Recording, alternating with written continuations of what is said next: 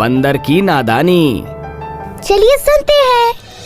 उस बरगद के पेड़ पर बहुत से प्राणी रहते थे, पर वे सभी चुन्नू बंदर की शैतानी से बहुत ही तंग आ गए थे। बात भी तंग होने की ही थी। चुन्नू कभी पीछे से चुपचाप जाकर किसी बूढ़े बंदर की पूंछ खींचकर भाग जाता। बंदर पीछे मुड़कर देखे, इतनी देर में चुन्नू गायब। कभी वो किसी डाल को जोर से हिला जाता। इससे घोंसले में बैठी चिड़ियों के नन्हे बच्चे जोर जोर से डर कर ची ची करने लगते। चिड़िया उड़कर देखने आती कि क्या हुआ। इतनी देर में चुन्नू भाग खड़ा होता। सोनू गिलहरी के तो चुन्नू पीछे ही पड़ गया था। कभी कहता, अरे चुटकी, शीशे में अपना शरीर तो देख, भगवान ने तुझे कितनी छोटी सी देह दी है। कभी कहता, वाह, तू कैसी धारीदार रोएदार है, जैसे ओढ़ने का कम्बल ही हो। चुन्नू की बातें सुनते सुनते सोनी गिलहरी तंग आ गई। कभी कभी उसका खून खौलने लगता। कभी कभी वो सोचती थी कि इस दुष्ट को ऐसा सबक दूं कि ये दूसरों को तंग करना ही भूल जाए। पर सोनी सोचकर मन मसोस कर ही रह जाती थी, क्योंकि उसके 2 छोटे छोटे बच्चे थे। वो जानती थी कि गुस्सा आने पर चुन्नू अच्छा बुरा कुछ भी नहीं देखता है। गुस्से में आकर ये बच्चों को बहुत परेशान कर सकता है। बरगद के उसी वृक्ष पर एक वृद्ध लंगूर भी रहता था। वो इतना बूढ़ा था कि उसे न तो ठीक से कुछ दिखाई देता था, न वह कुछ काम ही कर सकता था।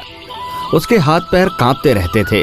वो सारे दिन बैठा बैठा भगवान का भजन करता था। भगत लंगूर के नाम से वो सारे जंगल में प्रसिद्ध था। इस जंगल के सारे जानवर रोज शाम को बरगद के पेड़ के नीचे इकट्ठे हो जाते थे। भगत लंगूर सभी को उपदेश देता था, अच्छी अच्छी बातें सिखाता था। भगत की सेवा के बदले पक्षी उसे अपने अपने भोजन में से थोड़ा सा अंश निकाल कर दे जाया करते थे। वो भी दिन में बस एक बार प्रसाद के रूप में उसे ग्रहण करता था। शेष भोजन वह वृक्ष के सभी पक्षियों में बांट देता था। एक दिन भगत लंगूर बैठा भोजन कर रहा था कि तभी अचानक चुन्नू बंदर वहां से निकला। उसने देखा कि भगत के खाने में 2 मोटे मोटे रस भरे फूले फूले मालपुए भी रखे हुए हैं। उन्हें देखकर चुन्नू के मुंह में पानी भर आया। वो समझ गया कि ये मालपुए जरूर कालू कौवे ने दिए होंगे। चुन्नू उससे मालपुए मांगता रहा, पर कालू कौवा उसे दिखा दिखाकर सारे पुए चट कर गया था। चुन्नू ने गर्दन घुमाकर चारों ओर देखा। इस समय वहां कोई न था। बस फिर क्या था, वो अपने लालच को न रोक पाया। उसने चुपचाप भगत लंगूर के आगे से एक मालपुआ उठा लिया।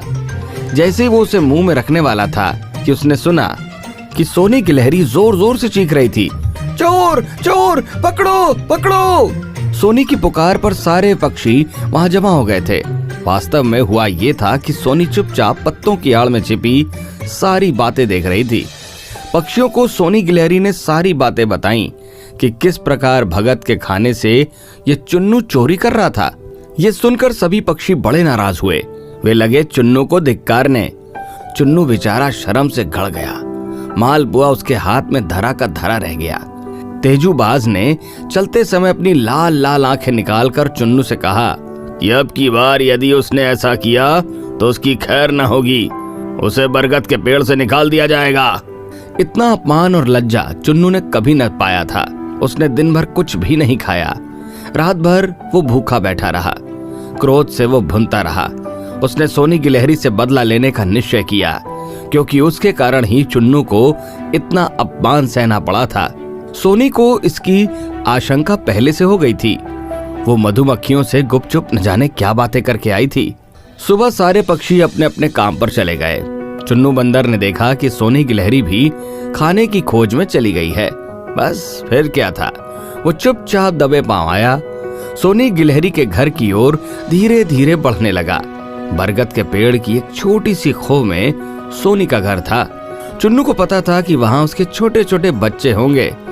चुन्नू सोच रहा था कि हाथ डालकर उन बच्चों को उस खो से निकाल लेगा, पर यह क्या, चुन्नू का हाथ तो खो के बाहर ही नहीं आ रहा था।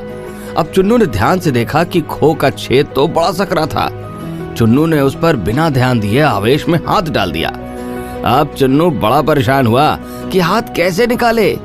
अभी वो कुछ सोच ही रहा था कि मधुमक्खियों ने आकर हमला कर दिया। छत्ते से सहस्त्रों मधुमक्खियां निकलकर उस पर चिपट पड़ी। अब चुन्नू का एक हाथ तो पेड़ की कोटर में फंसा था और एक हाथ से वो मधुमक्खियां उड़ाता हुआ इधर उधर उछलता कूदता फिर रहा था। मधुमक्खियां उसे लगातार काटे जा रही थी। छोड़ दो मुझे, अब मैं किसी का बुरा नहीं करूंगा, कहते हुए चुन्नू रोने लगा। तभी फुदकती हुई सोनी गिलहरी भी वहां आ गई। उसने देखा कि मधुमक्खियों ने चुन्नू को चारों ओर से घेर रखा है। वे उसे खूब काट रही हैं, तंग कर रही हैं। चुन्नू चीख रहा है, रो रहा है। ये देखकर सोनी गिलहरी का हृदय पसीज उठा। उसने मधुमक्खियों से अनुनय किया, बहनों, अब इसे छोड़ दो, ये मना कर रहा है कि कभी किसी को नहीं सताएगा। हाँ, सच कहता हूँ, मैं किसी को तंग नहीं करूंगा। एक हाथ से अपना कान पकड़ते हुए चुन्नू बोला। मधुमक्खियों की रानी ने अपनी सेना को कुछ आदेश दिया और सारी की सारी मधुमक्खियां तुरंत ही वहां से चली गईं।